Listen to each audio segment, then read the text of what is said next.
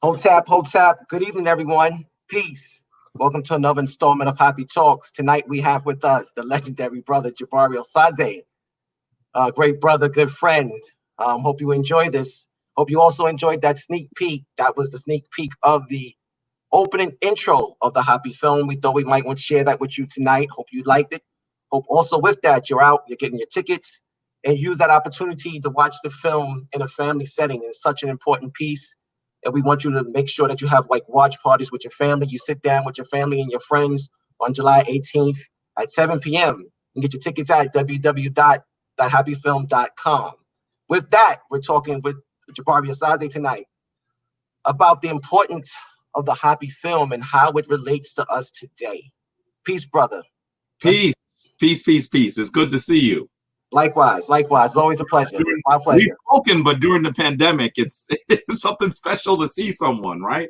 Yes, yes. We got to get out more. I was out a little while ago, and it was nice to see the streets just kind of flowing, moving around. It kind of blew my mind. I was like, damn. To see both ends of the spectrum was really interesting. Like, yeah, I live on close to one of the main shopping areas in Queens, and it was just so many people outside. I was like, wow. It was really interesting, though. But it was nice to see, and it's a breath of fresh air, and people were starting to come back out, so I loved it. Mm-hmm. So that was a good thing. So before we get started, I want to talk about Jabari. What makes Jabari tick? Let's talk Jabari. Let's talk about Jabari. I know that's such an abstract question, and I hate questions like that, but I'm sorry to put you on the spot. But it's one of the things I can just really think of. I think one of the things is the people have to be introduced to you in a very special way. I think you're one of the hidden gems in the community. And I want, and I hope I can help and I would say changing that dynamic, but introducing people to who Jabari is and what you're about. You know, because you have a lot to offer, and I want people really in this community to really understand what you're saying and what you're about. So with that being said, let's talk Jabari. Wow, thank you, and let me say peace to the family who's watching. I'm really honored to be here with you. I should say, family, I have known Taki for a bunch of years. I've always looked at what he's done from the side. He's looked at what I've done from the side. And it's always like, we got to figure out how to do some stuff together. So it's really exciting to be part of this particular project because it is really amazing. This brother, who is one of the humblest people that I know, he talks about everybody else except himself, has done something absolutely monumental. And so I'm really honored to be here talking with you. Let me say, if I had to describe myself, I think I would say I'm a New York kid, right? I'm a brother who grew up in New York, who really was able to, in some ways, spend time with all my family and friends that were kind of doing some other things in the streets, but also be the kid that was, you know, really focused on school. And so my life, like many of us, is like that dichotomy, right? Growing up in this area, I grew up Roman Catholic, which is very different than where I am now. I was always interested in history. And as a kid who studied history, who was really influenced by the stories I was reading, and many of the other kids that I was growing up with were not. They were like, this is boring. But to me, it was exciting. It was very clear to me that there were so many gaps in the story. And as I would ask questions about people like you and I, Taki, the answers from the people that I revered, the people that I cared about, the people who were teaching me were so lacking that it was galling. You know, there were times I'd ask questions and all the kids would look at me and look at the teacher like, how you going to answer that? And then sometimes the teacher's answers were so poor that the kids would look back at me like, did you hear what she said? That doesn't make any sense. It's just that when you dig just below the surface, when you're thinking about how we've come to where we are and how all of the people in that classroom, and in fact, most of the teachers got to where we are. We have so few answers that have sort of been present in the public that clearly it motivates many of us. It motivated me. I know it motivated you, Taki. I know it motivated probably almost everyone in the chat room to say, I have to know more. The story of people of African descent cannot be what I'm hearing. It just doesn't make sense. You know, I would hear about minuscule, irrelevant facts about people of European descent. And then when I would ask something simple about Africans, like, oh, we didn't do that. What do you mean we didn't do that? What I just heard about Rome, I know there are key touch points about Rome and Greece, but some of the stuff I was learning was irrelevant. You tell me we don't even have irrelevant history? And so that was galling. That was painful for me. And it forced me to read everything I could, to study everything I could. And in some ways, the more I knew, the more it literally became more than an intellectual concept, but it became more of a, now how do I live my life based on understanding really what it means to be an African? Because the story that we've been told in our schools, the story I was told in church, the story I was told in my community doesn't explain how we got to be the people that we are. Right. And so that story was exciting to me. And the more I delved into ancient history and began to realize that Africans actually had given civilization to the world, that for a large segment of human history, there were no other humans other than Africans. That story was just so amazing to me that it's really driven my entire adult life. It has made me a bibliophile. You know, I've been threatened several times by my wife that if I bring any more books, that I'm going to have to sleep on them. You know, it has made me the kind of guy that when everyone else is reading novels, I'm on the train reading a textbook, right? And thankfully, there got to be a point in my life where I began to realize that I should be teaching this as well. I went to Cornell University and got a degree in Africana Studies and studied with some of, I can say now, some of the most noted historians in our community, Dr. Ben, Dr. Clark, another historian, another political scientist that it was as impactful to me as anyone could be, Dr. James Turner, who was not as popular in the general public, but very popular in scholarly fields. And they continued to say to me, well, Jabari, you're not supposed to be up here on the Hill. Your job is to be in the community. Your job is to tell our people this story.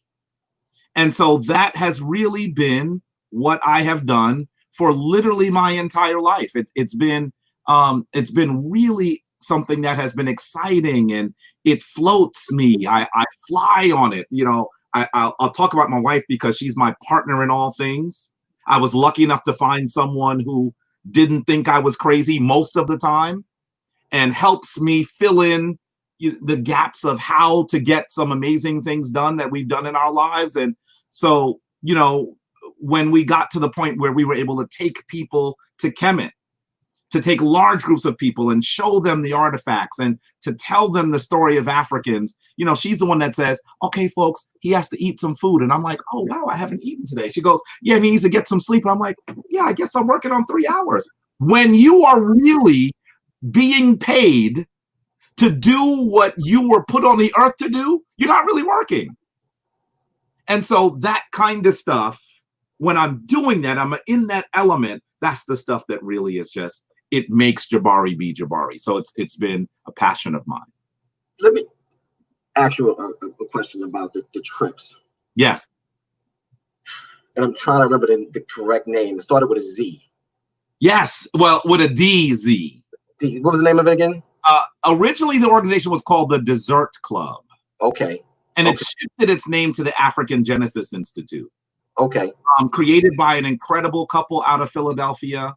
And I have been honored to take 16 trips with them and really take over 3,000 people to the continent and really get them to see the artifacts, to see the temples, to see the tombs. Average folks. I'm not talking about folks that studied Black studies, African studies. The bus drivers, the train operators, the nurses, the doctors, people who are working in our community, who also, like me, said, this story can't be true. Right. So it has been the greatest honor of my life to take that many people of African descent, and a lot of children, by the way. Maybe a quarter to a half of the people we've taken have been children. Matter of fact, I remember the commercials for the Dessert Club. Yeah. The radio. I remember the radio ads, and it was a drive for children. Yes. Could you talk about that drive for the kids again? 'Cause I vaguely remember it, but I just want you to touch on it somewhat because it's important. Sure. What we discussed tonight is the importance of the youth in this movement, the youth in our struggle, and bringing them, to up to speed of what we're talking about. So could you just discuss that a little bit, please? Sure. So the African, like I said, the organization was once called the Desert Club, spelled in a little bit of a funky way, D''Zert. And the reason why it was called that is because initially the couple gathered together youth of African descent, and they would talk to them about who they were and help them with their homework, but they would eat dessert too, literally have sweets. And it came to a point where they said, is this really all we can do? And that's when they started to try to bring in a curriculum that would help them understand what it meant to be an African. And that's really where my wife and I, Anika and I, became involved. And now it's been over 20 years that we've been involved, and they have shifted to call themselves the African Genesis Institute. And we sometimes take very large groups. The largest group we've taken is about 280 people over to Kemet. And this is, as you know, Taki, you've been there more than I have. You know that when you're going there, this ain't the time to sit on the beach, right? No. This is the time to study. And so when you're able to take folks to study the history of African people and to begin to understand how one of the most important nations ever in the existence of human civilization actually did so much, where they get to see the indisputable fact that these are Africans, when they get to see the faces that are not in your documentary, not in HAPI, not in your average History Channel documentary, to be clear what I'm saying here, right? You don't see those people in the History Channel documentaries. You will see them in HAPI, right? When you get to see those folks and to clearly see who they were, what they did, how so much of modern society is based on the accomplishments, the legacy of African people, the story is, you almost feel like you want to run back to the States and tell as many people about that. And so that's what happens. We've even gotten to the point where we had to tell the many, many children, and the program starts for kids as young as 6 and goes all the way up to 14. So we're talking about really young kids. Wow. And we travel about 2 years later. We have to actually tell them how to talk about this in class, because there was a point where they would get to class and the teacher would say something that is absolutely incorrect. And they would say, that's not true, that's a lie. And then we couldn't let them do that. Because then, of course, the teachers would become defensive. Right. So we had to literally teach them how to tell the truth in a way that the teacher and the students could hear. Right. And so this has been exciting, I should say to you. It has really been exciting. So the Desert Club, or African Genesis, where are they at now in terms of still taking those large groups of children to the now? Are they still after the Civil War that occurred in 2009? The groups have been a little bit smaller, but they've been on an upswing again. I think last year we took about 70 people with us. Okay, so you're still involved with it. That's great. Yeah. The only thing that's preventing us from doing the other stuff that we do is the pandemic, really. And so it has really been a labor of love. If you had told me 20 years ago that the African Genesis Institute would literally, in many ways, shift the course of my life even further, I would have told you were crazy. Because one of the things, for those of you who know the Desert Club / African Genesis Institute, is the trip to Kemet is done through fundraising. Hear what I'm saying? The trip to Kemet is free. You don't come out your pocket for the trip to Kemet. And so it was really the kind of thing that when I first heard that you could go there for free, and my wife was the one that told me about it, I said to her, yeah, and I have a bridge to sell. So and she literally enrolled me. She enrolled me, Taki. Let me ask you a question, because and we're getting I'm not saying off topic, but this is a good information, because we're talking about essentially about a film about economics. Yes. So when we talk about the Desert Club and things like the radio ads that they were running how did they get the sponsorship for it? And you Mm. talking about the people were sponsoring through donations for the kids to go, and that's a tremendous, as Dr. J would say, 3 C's: communal, cooperative, collective, spiritual development that people were doing That's for these right. young people to go. So what was the strategy behind not only fueling the radio ads, but also getting the finances together, people to go to the now? Yeah. I think the strategy for raising in some years up to about a $1.5 million for that one trip is similar to part of the strategy that you have had to finance a beautiful, professional, thorough documentary, Taki. You're not going to Coca-Cola to ask them to tell our story, right? You can't go to most of the large corporations and say, hey, give me money to tell the story that has been omitted, right? So most of the story of African Genesis Institute has been primarily people fundraising through things as simple as raffles. The folks that are in the program sell raffle tickets because Black folks understand a raffle, right? But even with that, you got it. I'm sorry, but even with a raffle, you got to get someone to buy in terms of sponsoring the prizes. Whether it's a television, a book, but whatever it is, there has to be a buy-in for the raffle. You know what? For the most part, you know what the prizes are? They're monetary. Okay. Those prizes come straight out of the money that's funded that comes out of the raffle itself. Okay. So, you know, that's the way that it's been done. And this organization is now over 25 years old. It is really, they have decided, I'm talking about this wonderful couple, Ali Salahuddin and Helen Salahuddin out of Philadelphia. They decided that, look, they can't wait for anyone else to assist us in doing that. And of course, that means that sometimes they go to elected officials and business owners, people that we used to call the African angels, and they pony up money too, right? But for the most part, it's us, right? It's us doing it, you know, and that's just the way that it has to be. And this connects directly to much of the story of HAPI, right? Right. I always say that blame is different than responsibility.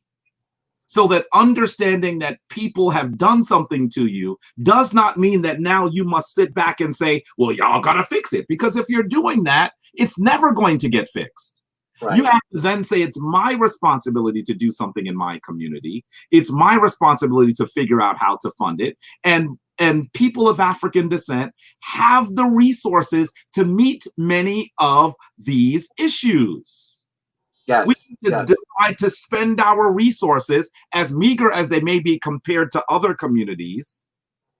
If we spend our dollars differently, we're going to be able to do much of this. And then those dollars will actually be served as an investment that will actually enrich our community.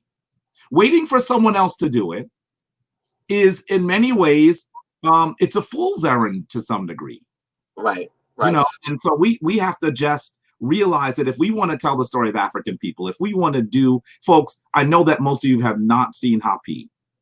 I want you to know this isn't something that they filmed, you know, just on a cell phone, you know, taking around, and you know, there are no lower thirds and there's no graphics. This documentary is done on a level higher than the documentaries that you have seen. And it's telling a story that you don't often hear. And so I want you to understand that we can do this. And I know, Taki, you're going to have to talk to us about at one point how you were able to do that, because I know that it wasn't easy, but we did it, right? Yes. So that's a good question. We're going to table that just real quick. Lorian had a really interesting question a little while ago, and it was about the Dessert Club. I just want to make sure that that's addressed before we move on to another question. So it's available. I'm assuming that throughout the continent of the United States, this program is available for all children, correct? Right now, it's available primarily to kids who are around Philadelphia, around New York. It used to have about 15 chapters around the country, but after Egypt's, and I'm going to use that word intentionally, the modern day country of Egypt's civil war, our enrollment declined precipitously. So what we've been doing is we've been steadily we're steadily increasing again, so that I know the next phase is to do DC and then do Atlanta again and those sorts of things. And one of the other things that African Genesis Institute is doing is they're also focusing a lot on Ghana as well. So that the plan is to actually build some sort of advancing point in Ghana so that diasporan Africans can do more of what we've been doing in Ghana for a long time. That's really either repatriate entirely or be, like I hope to be one day, one of those folks that is bicontinental, right? Right. I don't plan to leave Harlem entirely, but I don't want to be in Harlem the whole year. There's no reason why we can't build commerce with our people on the continent and continue to both enrich our communities here in Harlem and the Harlems around the country, while also doing the work we need to do on the continent as well. So with that, we're going to segue into the next question. Yes. And that is when we talk about building, particularly like building institutions and others, sacred spaces, whether at home or so forth. Yes. What is the purpose of institutions like the Shrine of Ma'at? That's a really good question. That's a really good question. I mentioned earlier that I was raised Roman Catholic, right? Yes. And being raised in that institution with the Father Murphys and others, the image that I received of the divine force was one that was clearly European. And right off the bat, even children have questions about that. You know, I can remember maybe before kindergarten asking my parents, well, what color is God? What color is, and my parents would say things because they were loving Black parents. They would say things like, well, we shouldn't think about color.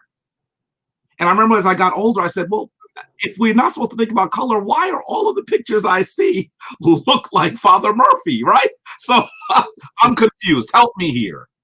And so that the very issue of race in the depiction led me to doing more study on the history. And it really got me to the point where I wasn't just going to be studying the history of ancient Africa. I was then going to try to actually live the ancient African story spiritually. So the Shrine of Ma'at is literally a spiritual institution that practices Kemetic spirituality. And I should say that one of the major reasons why I learned how to be a practitioner, there's another person that is part of HAPI, an incredible elder, Baba Heru Ankra Samad Sepata. He's the individual that really, I've worked with him for nearly 25 years. And he assisted me in becoming a spiritual practitioner, not just a historian. And so that's really what the Shrine of Ma'at is about. It's about trying to practice the traditions of our ancient African ancestors, because many of the traditions that were ensconced in, I'm going to offend somebody. I'm going to tell you, I'm a priest of Ma'at, right? So my job is to tell you the truth. Sometimes the truth may not make you feel good. And if it does not, you should reevaluate your connection to the truth. But many of the spiritual traditions that we are in can be considered white supremacist delivery systems. So that as you sit there as a child and you see all these folks that don't look like you and you're praying to them, and the priest in the church, in the front of the church, in my instance, doesn't look like me either, you begin to actually relegate yourself, even spiritually, to a second-class status. And so being a practitioner of ancient African spirituality dispenses with that. And of course, as a historian, I began to realize also that Christianity and the other traditions also have their origin in the traditions of ancient Africa. And so that was powerful as well. What is the power of being a practitioner? I think the highest use of your spiritual traditions is it helps you figure out what to do when you fall down. Your spiritual traditions should assist you in figuring out how to deal with calamity, how to deal with challenge, and also it should help you understand that one of the chief stories is that you are a divine entity. So you have these responsibilities to yourself and to other people. It should also help you understand how to be a good moral person, a good citizen to the people around you.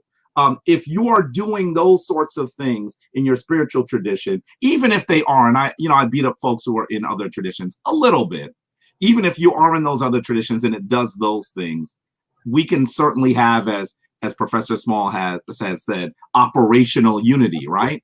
Right. We don't agree on everything, but we have to figure out how to agree on some things so that we can move forward. So clearly being a practitioner means that you can see divinity in yourself. It means that you know what to do when you're struggling and how to celebrate when things are going well, and how to also be a good neighbor to those around you. Right. So with that being said, how can we combat our mental enslavement? This is a big issue. You and I have talked about this several times, a bunch of times over the years. Yes. This is one of those things where, our recent ancestors destroyed the physical chains of our enslavement. Good white folk didn't do that. I think that that's how the story has been told in school, that white folk one day woke up and said, you know what, brown people is wrong. We should stop. Right. That's kind of the way the story is told. That's not what happened. Africans fought all the way from the continent, along the ships, and here in other places that we were enslaved in. We fought, and finally we destroyed our chains, right? But destroying the chains doesn't mean that you have destroyed the psychological elements of your subjugation. And that is what we are about at this period. That's the reason why we see literally hundreds of thousands of people in the streets right now saying it's enough. We have to destroy the remnants. In fact, I don't even like calling them remnants. The system of white supremacy, because white supremacy is not on its death throes. White supremacy is strong, and the thing that's most disturbing about it is that it is adaptable, right? So it is. if you do something, it goes, okay, we'll just do this. And so people are in the streets right now fighting to destroy white supremacy, even though it may not be, for many people, as obvious as literally enslaving people.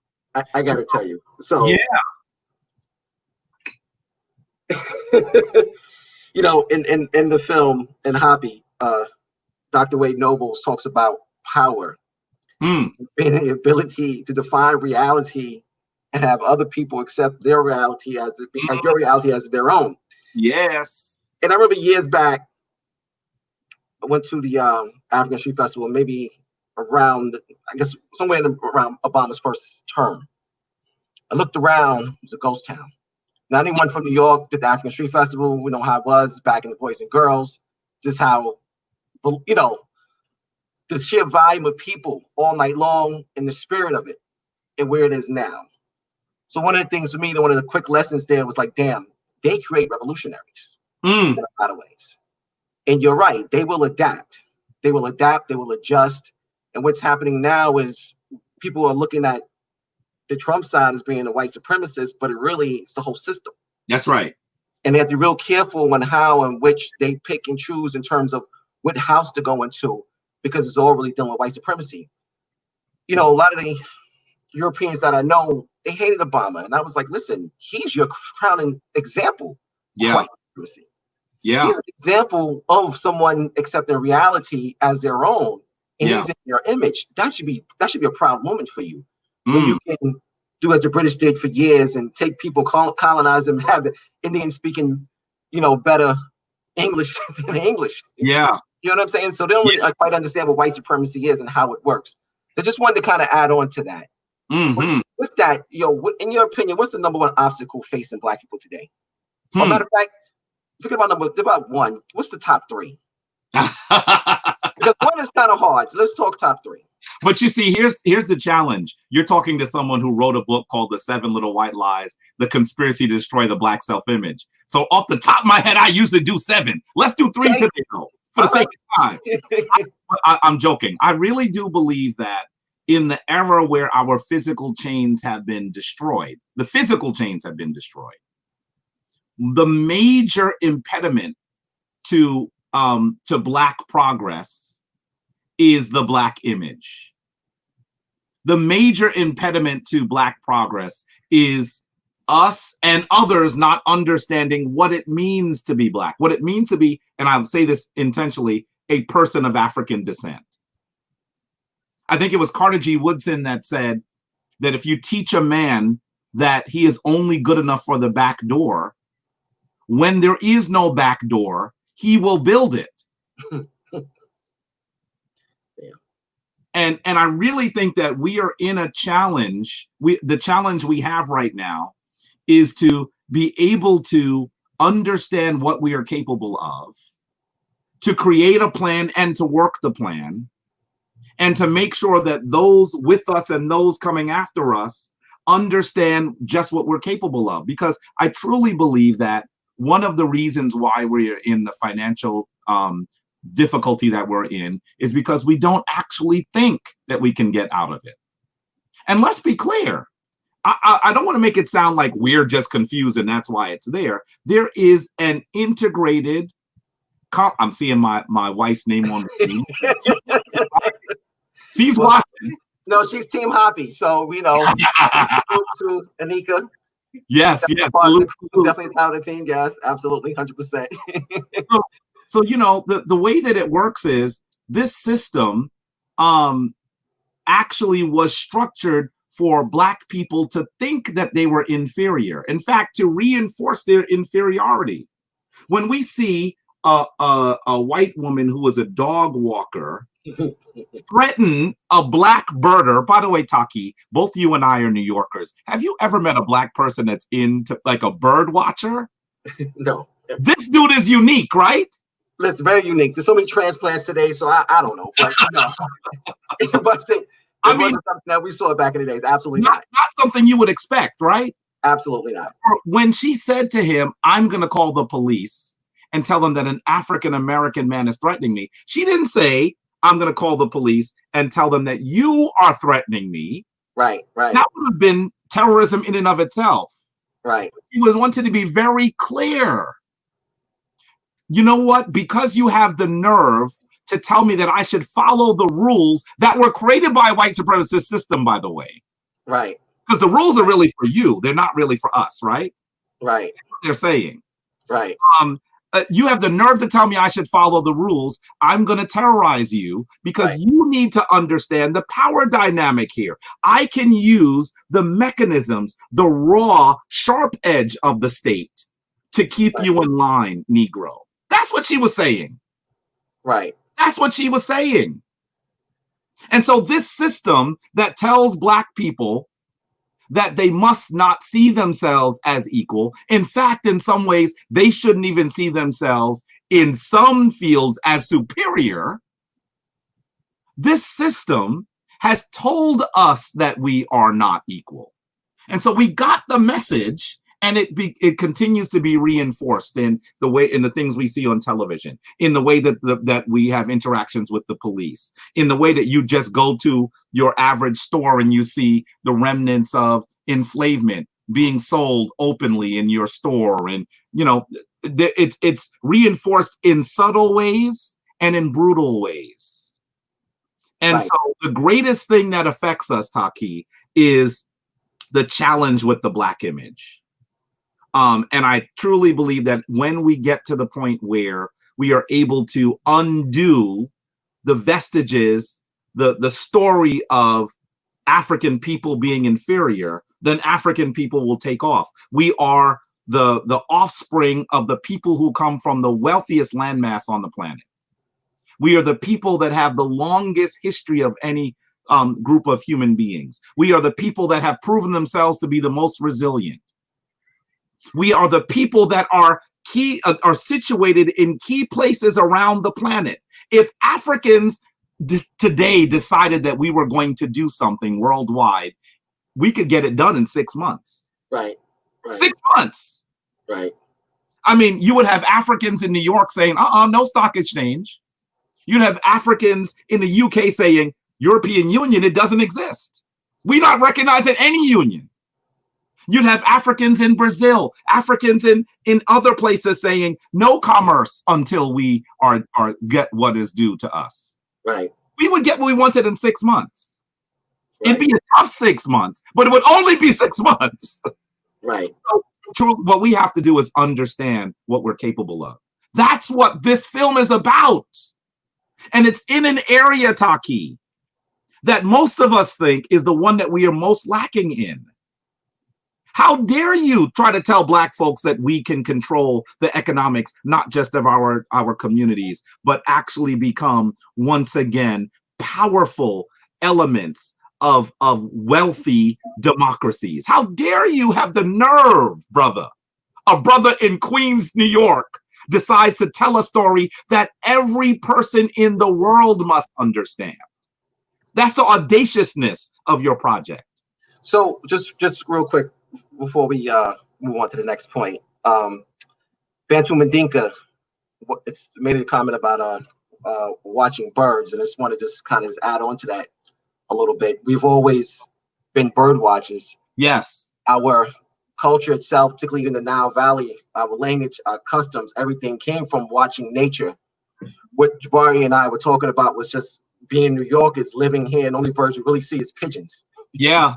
And variations of pigeon, but there are some species of different birds in Central Park, but the average New Yorker is something we don't do. So we weren't knocking bird watching because it was something that we do as a people. We've always done since the beginning of time. That's how we understood and developed our mystery systems through watching nature.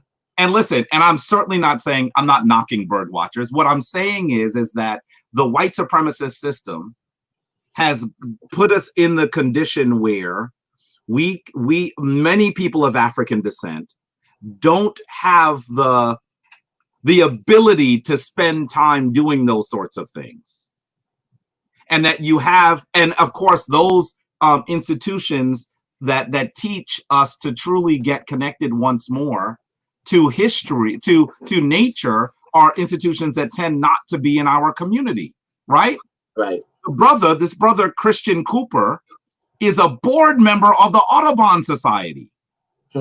He's not just a dude that likes birds. He does it at the highest possible level. And I know that it is within us because we are those people that have focused on studying nature and understanding how it moves and how it should tell us how to move.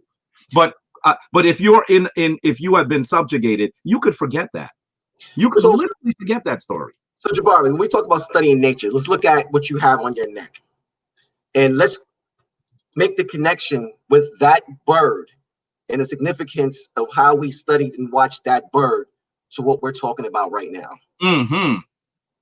I think that the bird around my neck could either be called Ra, right? Because he has the sun around his head, on top of his head.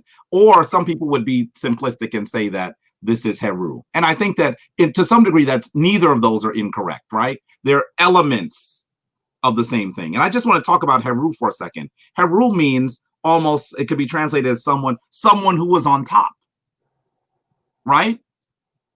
It is the archetype of the falcon, a bird that is able to fly higher than virtually any other animal, yet see things on the ground. They can swoop down and pick up a mouse. It can hunt on the waters. It can actually be so high up that you can barely tell there's a bird there and swoop down and pick up a fish in return. It's a bird whose vision is so keen. And if you've ever seen one behave, the way it walks, the way it flies, it has an air of regalness. And so we said that one of the symbols for the divine could easily be the symbol of this falcon. And of course, let's just not keep you in the ancient world. Understand that this very symbol, by the way, this beautiful symbol was created by the studio Ptah. We talked about Baba Heru Ankara Samante Ptah, but this beautiful symbol, which replicates an ancient symbol, actually is the archetype that was stolen for the Great Seal of the United States. When you look at the two together, that fact is absolutely indisputable. And so I want you to also understand something that I think that we need to understand as we attempt to be the powerful people that we have been and can be once again. We have to understand that those people who make up the most powerful group on the planet are doing nothing more than imitating us. When we understand that story, we can do nothing but return to our excellence. And so that is why I connected this to the image again, Taki, because when we really understand who we are and what we've given to the world, we're going to recognize that we have nothing more than to be excellent. And the other thing we're going to recognize is there have been powerful people who have been signing checks that are in the accounts of our ancestors. It is the world's greatest incidence of identity theft. Wow. And so when we get to that point, there's nothing will be able to stop us. So when we talk about images, we know they're very powerful. Obviously, you just gave a great build on the falcon, the Heru symbol, and why that particular bird was chosen to represent divinity and represent royalty as well. Mm-hmm. But we also want to talk about some of these modern images that we see.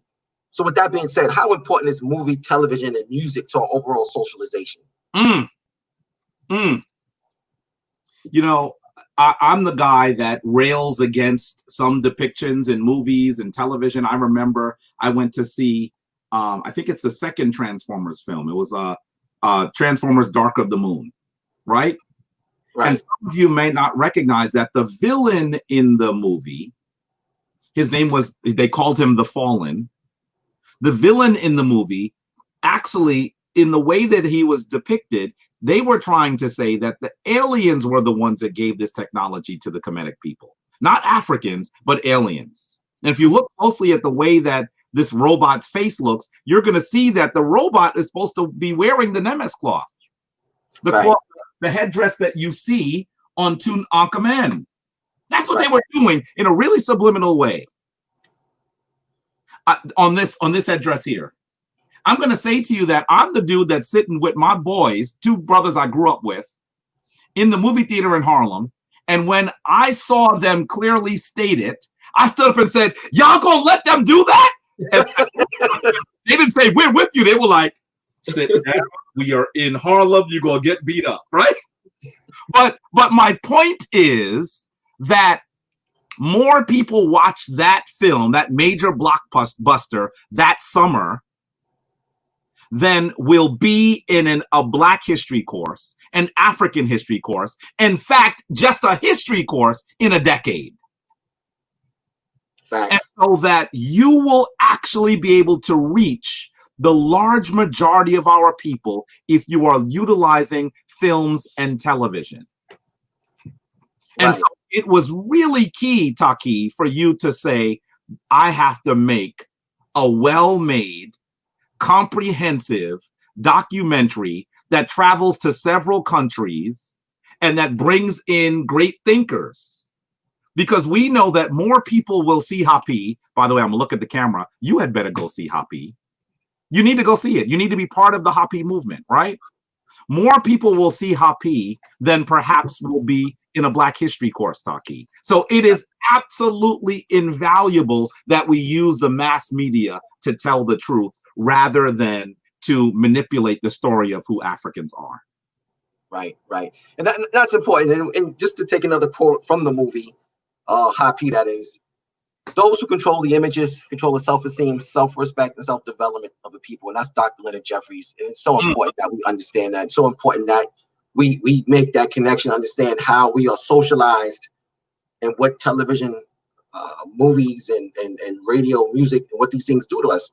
Yes. And one of the things for me, in the 80s, everyone was in love. Everybody wanted to be in love. Everything was love songs, and it's now it's so totally different. People wonder why, there's so much trouble in Black relationships. A lot of it's because of the way we're socialized today. A lot of it's because of the way the music we're listening to nowadays. There's no love in it anymore. And one of the things just to talk about HAPI just for a brief moment, the film was made in love. The film was made, for us, by us, Black people, in association with myself in association with Tutti Films, brother Seed Heru and his wife. and others. We put the film together, and we wanted to do it in a way that it talked to our people from us. Mm-hmm. You know, kind of like FUBU, Yeah. but in the same spirit. And we people need to really understand that piece. So just shifting gears here somewhat, you know, and I want to kind of talk about some other things, kind of get into ancient Kemet, somewhat ancient Egypt. Let's talk economics in ancient Egypt. The other day you mentioned that there was the first labor strike in history happened in Kemet. Can you elaborate on that a little bit, please? Sure. I think that we have to recognize that something interesting has occurred in Kemet, and it's not just what we think about when we think of Kemet. So everyone all over the world thinks about golden tombs, golden burials, and incredible monuments. And certainly that is part of the story of Kemet. But if you go a bit beneath the surface, you have to recognize that the ability to build those monuments meant that you were talking about a high-tech civilization with perhaps an unparalleled amount of social structure. And I think one of the ways that story has been completely manipulated and malshapen is us being told that those great monuments were built by enslaved people, which is something, by the way, you should know, that any historian worth their weight, any archaeologist worth their weight, anyone that has done any study can tell you that that's not the case, right? And so you have to wonder, well, how do you build something like that? 481 feet high when we're talking about the Great Merkut, the Great Pyramid. The base 13 football fields in width. 2.5 million blocks weighing on average somewhere around 3 tons. How do you do something like that? Well, you have to understand that the Great Pyramid, the Great Merkut, if you think about it as a tomb, you're missing much of the story. That in fact, it is a public works project. It's a way to get people moving, particularly at times, working, particularly at times when they aren't able to work. So this is one of the ways that a government takes care of its people. It's one of the ways that people build pride around their nation, around their people. And the other thing about the Great Pyramid, the Great Merkut, is that we just see the structure now. We don't see the entire city that built up around it. And so there would have been hundreds, if not thousands of people working there, and there would have been commerce there. And so what we have to recognize is the story of ancient Kemet is one where we see great resources, economic resources being put into play. But not all of the story, because we're human beings. I don't want us to tell a story that means that we never had any challenges, right?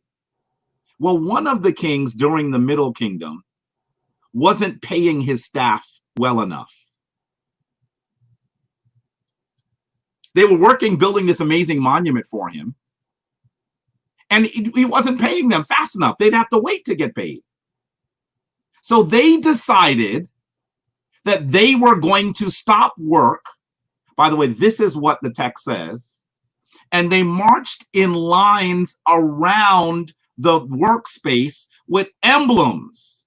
This is a strike. That's what they did.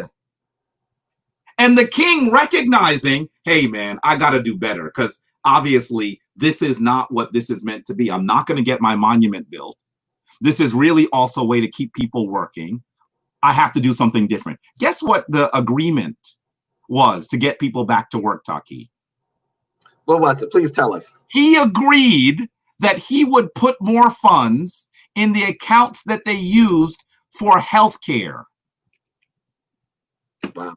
So not only are we seeing an extremely integrated society, and when I say integrated, I'm talking about integrated in terms of the social structure, working people, specialists, royalty, all of those people coexisting in a way that no one was benighted or no one was destitute or subjugated.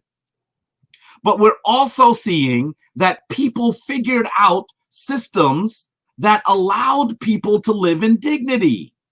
So we're also seeing that ancient Kemet had the first health insurance plans, and they were so integrated that they even had accounts that were used for healthcare spending. Today we call them like health flex accounts and things like that. Right. My wife at the end of the year says stuff like, "We need something.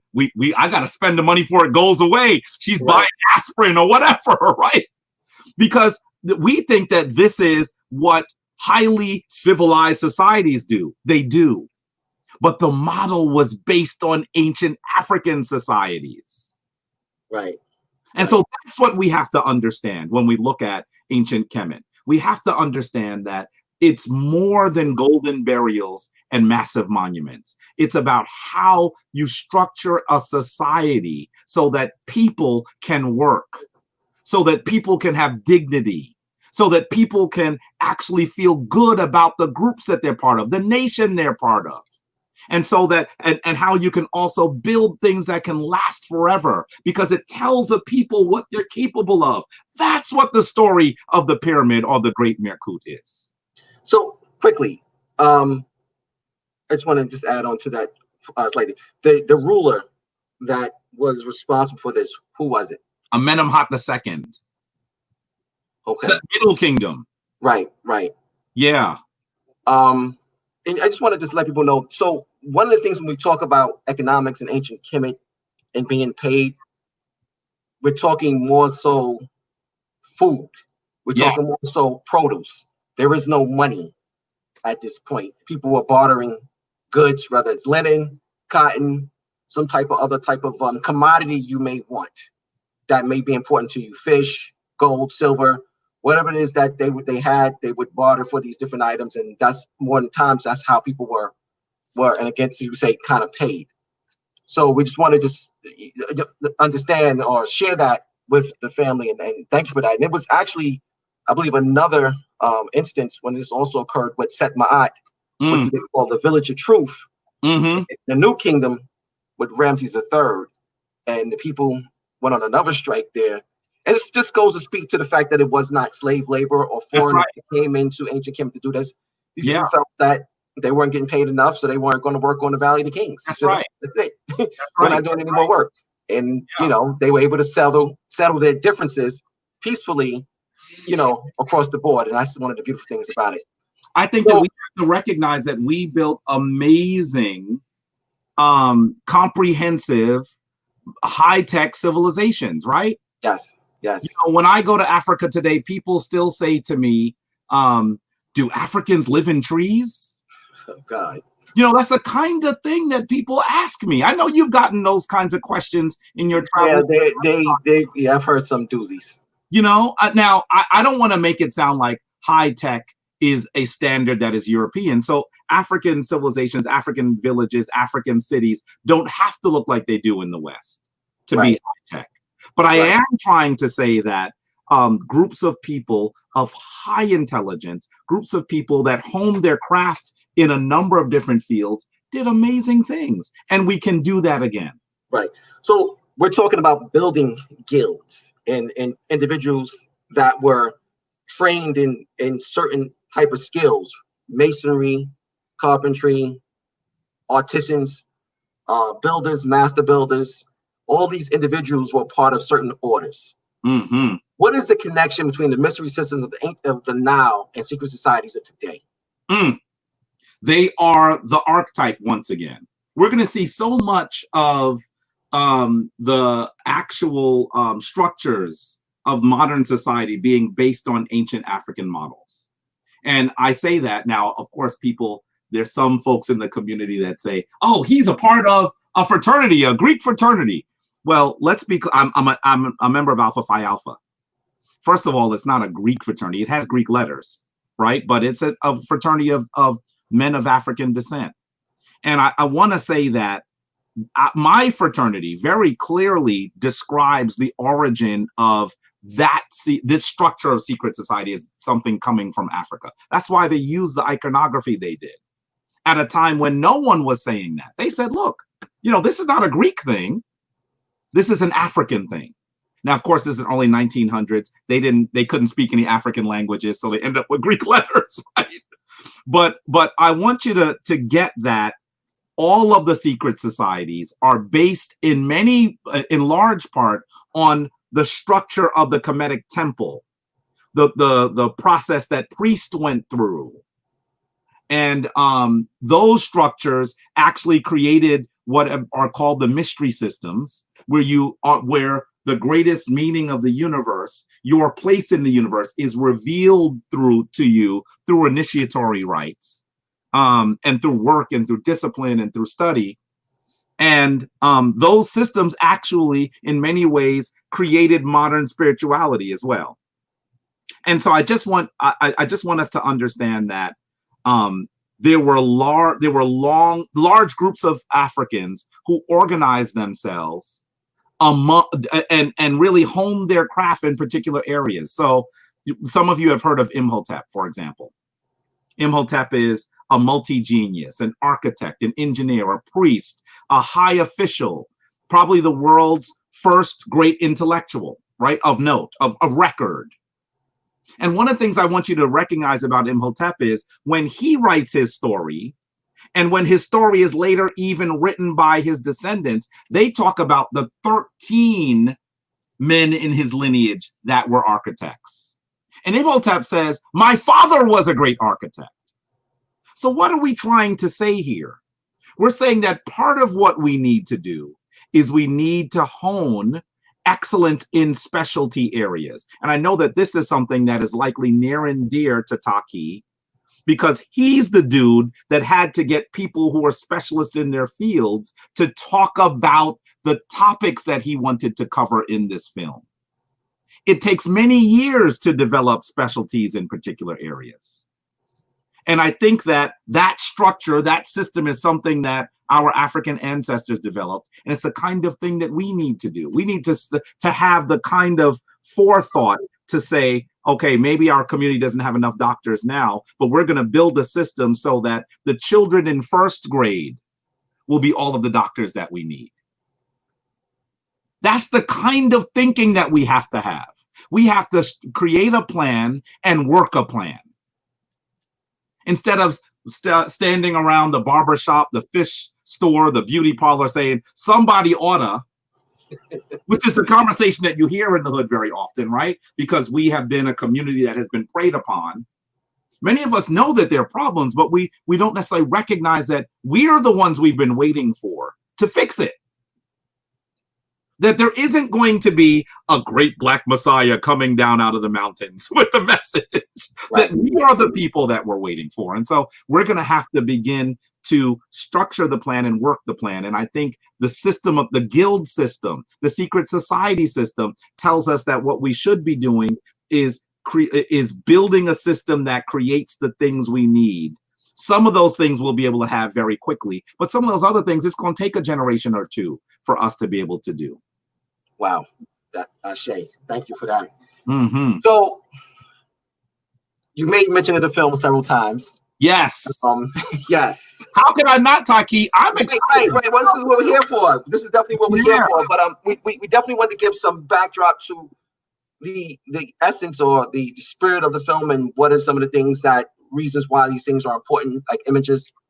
Images are really important. Someone asked a question, well, why is this film important? This film is important really to combat our mental enslavement, and to understand that through, economic empowerment comes from economic literacy, to understand this. So we took economics back to its most infancy stage, to the stage of just understanding your ecology.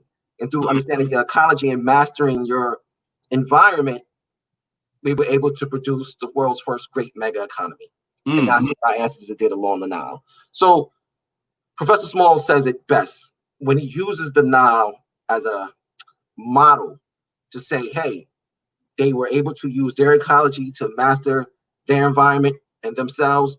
Let's do the same now. We can do that now. We can take different things that we have in our ecology to better ourselves. And like you said a minute ago about those guilds and those societies and different things that we need to do to develop ourselves. So with that being said,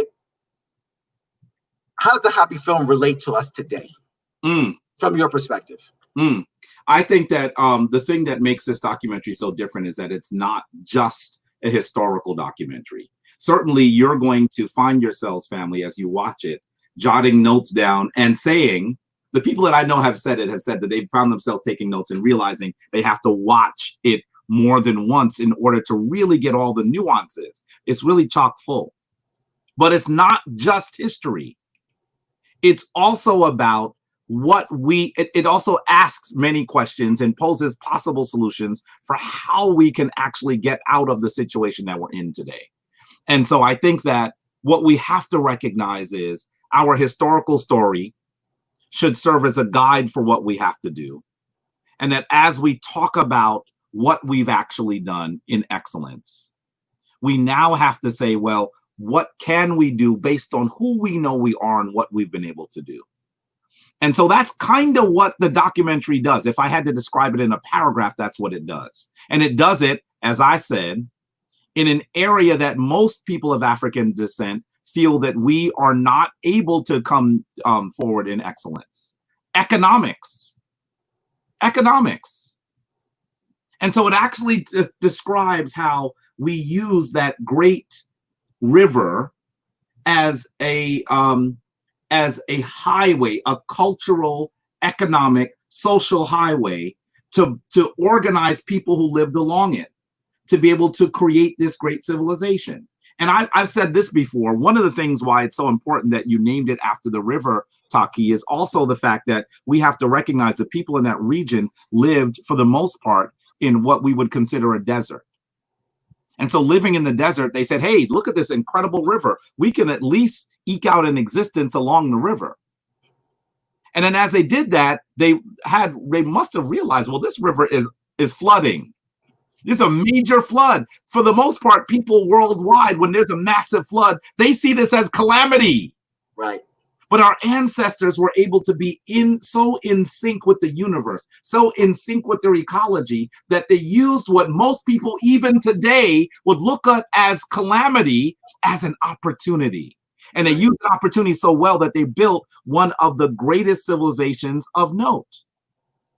So I say to people, and I've said this after looking at this amazing documentary, Taki, where is the HAPI in your life?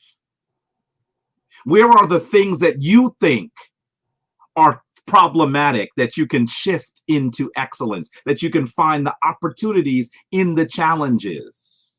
Right. There's so many things that people of African descent in this country and abroad need.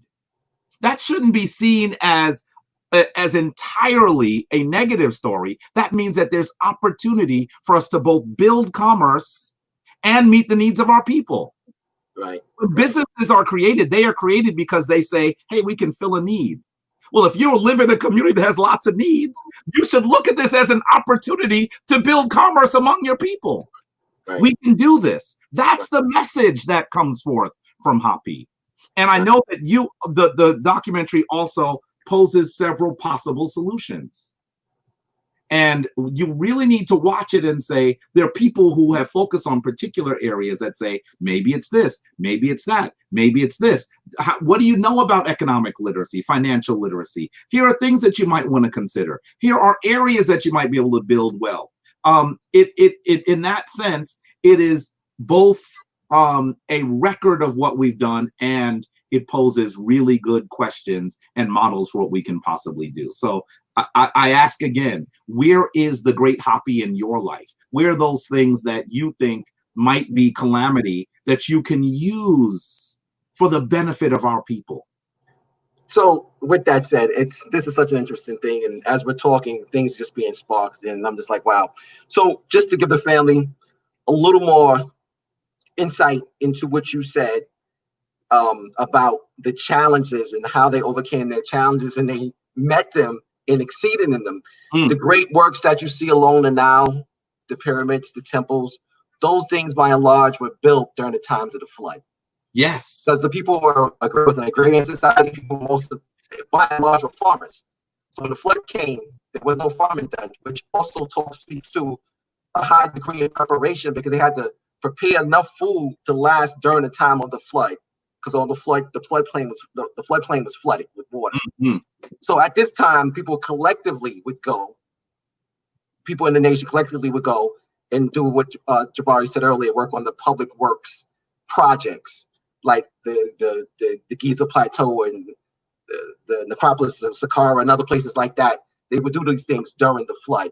So it's very interesting. So again, meeting that challenge. When you have challenges in your life, what are you going to do? So it's something very powerful. So Jabari, as an educator, how vital is this information for children? I honestly believe that the motto, that's the word I'm looking for. The motto of the African Genesis Institute comes from an African proverb, right? And also something that I believe Frederick Douglass might have said. It is essentially, it is better to build a child than repair an adult. So in some ways, it is even more critical for our children to see this. And I know the adults, like myself, are excited to get into these conversations and to gather this information and to really begin to understand things. But imagine what kind of individuals we can build if they don't have to go through the challenges that we've gone through intellectually, scholastically. I know I had to go through so many different iterations of myself as I was dealing with the rampant subjugation of African people, the white supremacist ideology. There was a point in high school, Taki, where I straightened my hair and colored it blonde. Wow. No, you're not going to see a picture of that, Taki. No, I think it'll scare me. I don't think I want to see that. So what I'm saying is, when you are grown up in that society that says that white is right, it affects you psychologically. It was a long road for me to get to the point of where I am, where I'm a proud African working on solutions for Africans based on who we actually are. Imagine if they didn't have to, if you didn't have to go through that. Right. You are able to build an individual who is immediately an asset to your community. That's what we have to be about. And the documentary is one of those things that as you watch it with your kids and you explain to them the things that you're seeing, you're going to be able to put some of the history in better context for them. By the way, I have found that children ask the most insightful questions when they hear about the history, because they like me and like Taki, they already heard the story and said, that don't make sense. That's what they're dealing with. So when you begin to tell them the corrective history, you're going to be filling in the gaps for them, and they're going to have incredible questions. And then when you get to the solutions, you're going to have kids that are considering whether we should build structures like a stock market. You're going to have kids saying, well, how do I get involved in cryptocurrency, and which are the ones I should get involved with? You're going to have kids saying, well, what about co-ops? How do we build co-ops so that profit doesn't necessarily go to a very small group of people or even one person? How do we build systems so that we can take care of our needs and do it together? Those answers will even come perhaps more naturally from our children, because they already have one of the assets of youth is that they're already questioning the structures that they've been born into. That is one of the things that young people do. And so when you begin to fill in the story, the history of who we are, and pose some of these questions to them, they will be so much more powerful for it. So I know adults in the chat room, you want to see this documentary. By the way, you should be getting your tickets now. Actually, I know you want to watch the documentary. You should be watching this with your kids. So there are several people that have purchased tickets tonight, and I want to say thank you to those people. Your support is greatly appreciated. Excuse me. I'm pretty sure, we're pretty confident that you'll like it. Hopefully you will. I just want to share some of the things about the film with you rather quickly. The HAPI Film is a snapshot of economic history spanning from the beginning of time until today. And essentially what that means is we started in the contemporary times, we started now, just setting up the discussion of what economics is and who we are and how everything relates to us. Then we move into the ancient world and we talk about ancient Kemet and how economics fueled who the people were in and out. The original term, the original meaning or purpose of the film was to discuss the economic relationship between the kingdoms of the Nile, in which it grew into what we have today in this project. But after it leaves Kemet, it goes into the Middle Kingdom in terms of the Middle Ages, excuse me, and the economic foundation of Western civilization.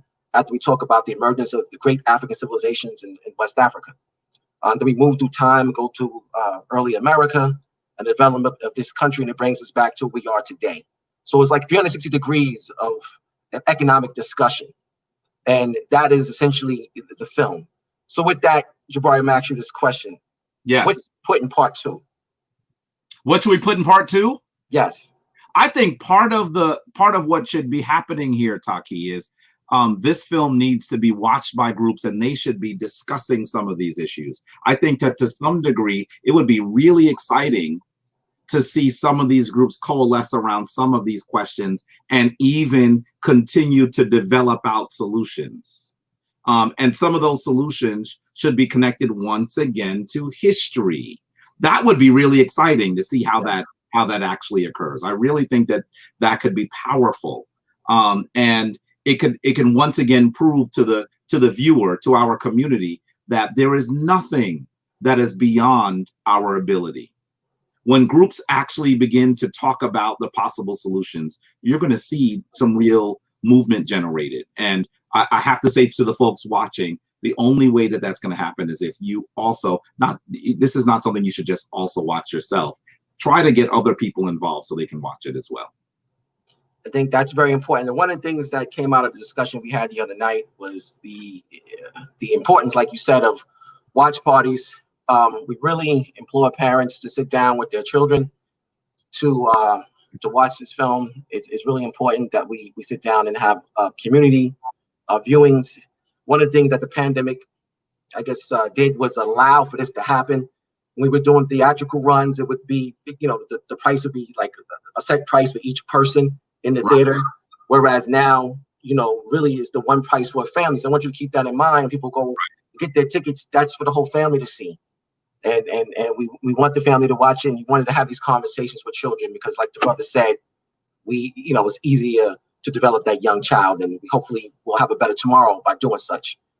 So with that, I just want to give shout outs to some people. There are a lot of supporters here, and Renee Gordon, Harold Johnson, the brother Saw Hotep, TW, Bantu Medinka, Daniel Peoples, Dynamite Reacher, Raheem Smallwood,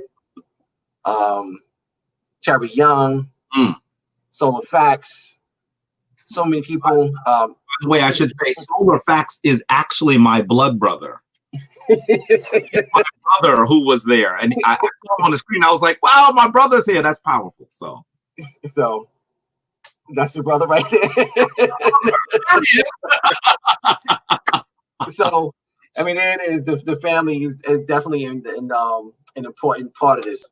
Kumbere, I hope I said that correctly. Thank you, my brother. Thank you. Peace. Terrence McKinney. It's so many ready, set, build expressions. So, we definitely want to acknowledge everyone. Hopefully, I didn't miss anyone's names. Definitely also want to acknowledge the HAPI team. We also got my friend from Egypt, thinking of Egypt. Got Said Hamid here, watching it all the way from Egypt. Helps out with the groups there when we make our pilgrimages to the Nile. Shout out to him. If anyone has any questions, right now is the time. We want to open the floor up to some questions from the audience. If you have time, Jabari, we got a few more minutes. Yeah, definitely want to open up some questions to the audience. There's some questions we had in there a little while ago, and we definitely want to make sure we get those questions. And I see some of the Shrine of Ma'at family here too. I see Sinette B and others who have come in. They're excited. Yeah, I think I saw Abu Wasrat, one of the priestesses in the shrine. They're really excited. They're like, when are we going to see it, Jabari? When are we going to see it? Okay. So July 18th, definitely. So TW has a question. Why is justice so important? Because wealth alone is no protection. Remember the Black Wall Street, Tulsa, Oklahoma, never forget. You want me to go in, or you? If you want to just listen. This I think that we have. That's a really important comment, right? Yes. Because sometimes people think, why don't we just do this? It's simple. But we have to recognize, as we were saying before, that the system of white supremacy is adaptable. And so that when you do something, it does something. This is like a global racist chess game. And so you're going to have to recognize that when white supremacy makes a move, we have to make a move. And we have to think 2 or 3 moves ahead. And so it's critically important that justice actually comes into existence in this nation. It's critically important that we continue to fight for things like reparations. And in fact, even reparations for the people, the descendants of people who were murdered during those violent acts, like things that happened at Tulsa or at Rosewood or in other places. We need to recognize that if we're not able to control the local governments and even the police force, yes, Black folks should be trying to control the police forces in their neighborhoods. So I know that we're talking about defund the police. Please understand that's a really complex aim that some people are doing. It's not as simple as saying there should be no police. That's not what most people are saying. What they're saying is we spend a lot of money on tanks and bullets that are aimed at us. Can't we revision what this should look like? One of the things we need to do is we need to find ways to control the democratic system in our community. There are places where Black folks are the majority or a very large percentage of those communities. Why is it that we're not in control of the police forces in those communities? By the way, I know very well that the police are going to fight back as we try to take control. I get that. But once again, when white supremacy makes a move, you have to make 2. Right. And we're finally at a place where we can begin to truly talk about justice, because the conversations around justice for Tulsa were in their infancy because we were not even in the position to begin to fight for those things the way that we are today. And so justice, yes, justice once more. Right, right. Shout out to Barn Dog D and Mrs. TJ, excuse me. Apologies. So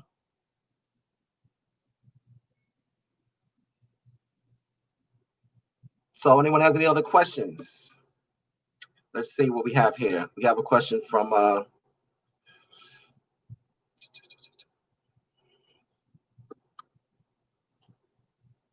TW, a question of African American organizations and their major funders. When someone owns you, what do you own? And is that question with regard to African American institutions that are beholden to funders? Is that question? Is that what? I think I could take it. Let's take it from that direction until we get clarity on if that's what they mean. Because the second part is the answer tells us why we're so poorly represented in the worldwide system of white supremacy. So I would assume that would be the question in which they were asking. Yeah. I think that it even gets back to how we started this conversation, Taki, because we actually have many more resources than we actually give ourselves credit for. But what ends up happening is we are not able to actually find ways to spend dollars, to build dollars with each other. Those dollars leave our community so quickly and enrich other communities.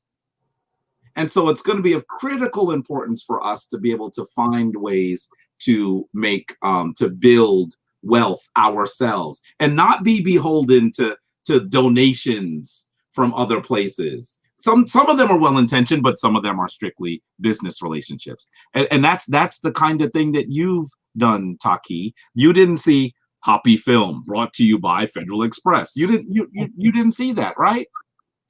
Because we have to find ways to actually tell our story, to build our plans, and to work our plans on our own fuel.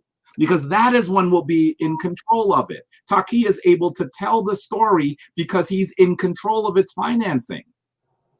He didn't have to send it by the board at, I don't know, at Chase Bank. You know what I mean? Who said, we like the film very much, but you see these time codes here? can you get rid of that? I mean, so that's the power of it. We're able to be in control of what we do when we finance what we do. And we have to recognize that we can. I look at the African Genesis Institute and that couple that built that incredible institution that my wife and I have been part of for the last 20 years. We fundraise that trip, $1.5 million or more every year, to take our children to Africa on Black dollars. Trust me, we do more than we're doing. Amazing. Yeah. That's amazing. So shout out to Bakari Senyu, one of the great supporters of HAPI. I just want to just add on to what the brother said, and this is really important, that the funding for the project was a collective effort with many people that came on board, all the executive producers that were a part of it, HAPI Films, Felicia, Charles Baca, Rynell Dixon. It's really important that we came together collectively and we put our resources together, pooled our resources from many different areas of resources, not just finance, but other areas of resources, put together and worked on this collaboration. One of the important things about working on this project, one of the things that made me realize was just how, this may sound a little weird, but just how wealthy we are. Mm-hmm. Because we were able to pull power from things that we didn't know even existed, if that makes sense, and pull revenue and resources from just areas that was like, we didn't even know were there or available to you, to let you know that there's nothing that you cannot do when you want to do it. And HAPI is a testament to that, because it really showed the power in the unity of our people. And like I said, those who came on board, we pulled together just in a community setting, and we build a community. HAPI is a testament to community, because that's how it was done. It was done through community. And shout out to all those involved, the HAPI team, the inner circles, the HAPI team, the outer circles, all those who came and contributed, because there were many people along the path in terms of this journey that helped significantly. The producers, the associate producers, everyone that came, and some people just came and just did a couple of things for a little while. People came for a long period of time, but it really, really is a testament to community, and it's one of the things we want to say. And also, when we think about the people, the cast members like yourself, Jabari, and others that contributed to the project, people did it with a labor of love. And there were times, and I got to say this, Dr. Jeffries, Professor Smalls, and Fudishi, we called them maybe 5 or 6 times. We shot them at different times, different locations, all odd hours of the night, and they always availed themselves. They availed themselves to the project, and tremendous dua, thank you to them. All those, even Bob Heru and people like that, we've done this many times, and that really is a power, a testament to who they are as Africans. That's right. How they feel about the community and how much they love what they're doing. Yeah. Because they never said no. They never gave us a hard time. We might have been pains in the asses, and I think we were, but they were always there. Different locations, like, hey, meet me downtown 9 o'clock in the morning. Like, I gotta go here. All right, I'll be there. That's what you got. So that's right. Summertime is, we're in July. We're in the Tekken in Central Park. If the sun is beating down, like, oh, we got to be there. At 8 o'clock in the morning, they're there. So definitely take the hat off to them. And that's how it was done. It was done to community. When I called you, all right, what we gonna do? Let's go. Very short notice, quick turnaround. We did it. Very minimal takes. Jabari knocked it out the park. Was done. Put it in beautifully, and then that was it. So that's how it was done. Again, community, and that's the power of the film. But those are the collective resources we are talking about. That we know, your extended family, your friends, people like that, and just working that really, really said, wow, we are wealthy. That's right. We are wealthy. And that's the mindset we must have, to understand that same model, that principle can be used in other formats. Even collectively, we want to invest in a project, a business, or something like that. There are resources available to you right under your nose that you don't even know about. That's right. So that's right. That is HAPI. And so many of the people that have even skills that you utilize that were so important, often those skills actually go, they actually usually empower other people, right? Because you have talented people And your call allows them to shift their investment of their skills into your project. Yes. That's the way you should look at it. Family, there isn't anyone in the chat room that doesn't know talented people that can do amazing things. You need to get people to invest not just money, because you also need dollars too, but you also need to get them to invest their time and their skills in your project. And that's really what Taki is speaking to. Yes, absolutely. And that's what it is. And again, but see, here's the thing. We need to understand economics beyond just money. We need to understand economics really essentially through wealth. And understanding wealth is understanding your ecology and your resources. And the people who are in the film, the crew and the cast members alike are all a part of that ecology. And that ecology that was utilized to bring it forth is HAPI. And that's the message and the lesson of the now. Understand your ecology. So we implemented that lesson in the film and making of it. And it was something that, essentially from this level, in terms of a grassroots independent filmmaking level, it's a testament. Like I said, it's a testament to the spirit of community. So that's something that, we really want to make that message come forth. And with that, we give a shout out to Daryl McIntosh, one of our great supporters, a HAPI team member. But, Jabari, you got anything else you want to add? I just want to say, folks, it is so important for us to be able to take this message into the rest of the community. I'm so glad that you're all watching this. Make sure that you get this out to 3 more families, right? That's your task now. It's not just going to be for your eyes. We want your eyes on it, yes. But now it's time for you to share this with 3 more families. That's your investment now. And that investment will allow us to receive dividends later. That will mean that our community will be more self-sufficient, that the things that we need and want in our community will be readily available to us based on your investment. And that's going to be really powerful too. Yes, get your tickets now. www.hapifilm.com. Saturday, July 18th at 7 p.m. The film will hopefully inspire you to do great things. There are many people in there, and we say people, those who are our ancestors now, who've done great things. And I know it inspired me, and hopefully it will inspire you as well. And that's the power of the project. So with that, we would definitely want to give some love and shout outs to all those who've been a part of it. I extended the HAPI family, Elena, Tutti Films, Dion, Chuck, Rock, Tammy, all those people who work tirelessly behind the scenes to make the HAPI Talks happen. It's really important. And also everything that we do with the HAPI movement. For those who are not a part of it, please go to the website and sign up so you can be a part of the HAPI newsletter, our monthly newsletter that communicates with the family. Also, those who aren't subscribed to us on YouTube, you might want to subscribe to us on YouTube and follow us on Facebook so you could be a part of these discussions. You get notified when these discussions take place. Next week, we will have Professor James Small, HAPI Talk. Should be Thursday. Stay tuned for more communication and more information about that. We will definitely be posting the information about that discussion. That should be it will be powerful. What Professor Smalls is going to bring to the table. That's right. Always. Insightful. Yes, insightful and powerful. All right. So with that said, we're going to bid everyone a good night. Hotep, peace, and we'll see you soon. Peace, family. Peace.